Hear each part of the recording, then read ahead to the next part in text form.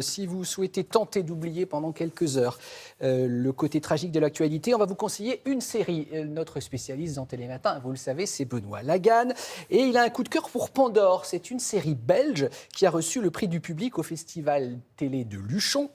Alors, c'est une plongée dans les coulisses du pouvoir politique et judiciaire belge. Alors, Benoît, justement, il a pris le Thalys, il est parti à Bruxelles pour rencontrer la comédienne et co-scénariste. Elle s'appelle Anne Coussins, qu'il a retrouvée justement sur les lieux emblématiques du pouvoir. Regardez.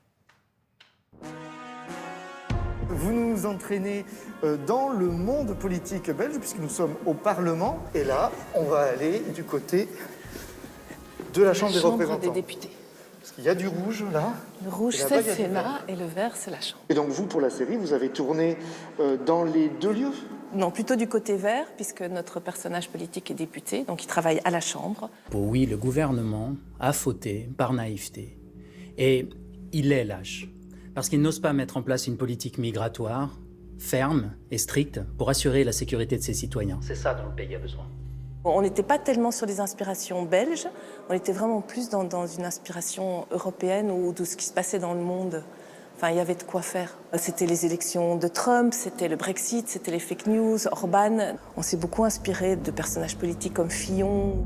Nouveau retournement dans l'affaire de corruption en Dorp. L'enquête de la juge Claire Delval a donné lieu à différentes perquisitions ce matin.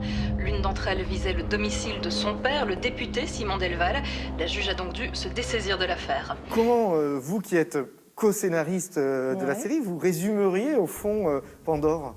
Alors on est à Bruxelles, 2 mois des élections, et voilà, l'histoire va raconter la collision de 4 personnages. On a une juge d'instruction qui est tiraillée entre ses démons, sa famille et sa loyauté. On a un homme politique plutôt conservateur qui va se mettre à surfer sur une mouvance populiste pour gagner en électorat.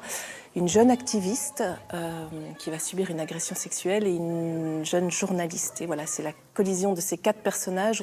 Et ils vont être tour à tour alliés, tour à tour ennemis. En tout cas, chacun chercher leur vérité. Le ministère demande un communiqué. Et qu'est-ce qu'on fait avec l'opinion publique? Désolée, mais je dois protéger mon instruction. Claire, j'espère que tu sais ce que tu fais. Mon boulot, René. Je fais mon boulot.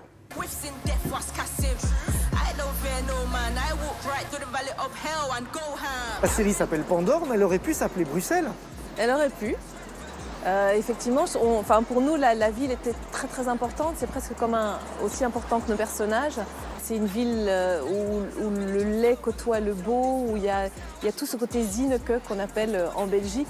Ce côté foutraque, Zineke, enfin je sais pas, ça correspond bien à l'esprit belge, je trouve, et à Bruxelles. Pourquoi on ne voit que vous sur cette vidéo? Je sais pas. Qui filmait? Je sais pas. Monsieur Habib, regardez-moi. Ça a nourri l'écriture, justement, de votre personnage, des personnages qui tournent autour du monde judiciaire, d'être dans un bâtiment comme ça qui écrase. Oui, c'est un des bâtiments tellement emblématiques de la série. Et même dans le bureau de Claire, elle a toujours ce palais de justice, ce dôme derrière elle, qui l'écrase, qui est toujours le poids de cette justice qui est là, qui est présent en permanence. Enfin, on a vraiment l'impression qu'il a été construit pour bien prouver que la suprématie du pouvoir judiciaire sur l'individu, pour bien l'écraser. Bien. Monsieur Habib, à partir de ce soir, vous serez incarcéré à la prison de Forêt.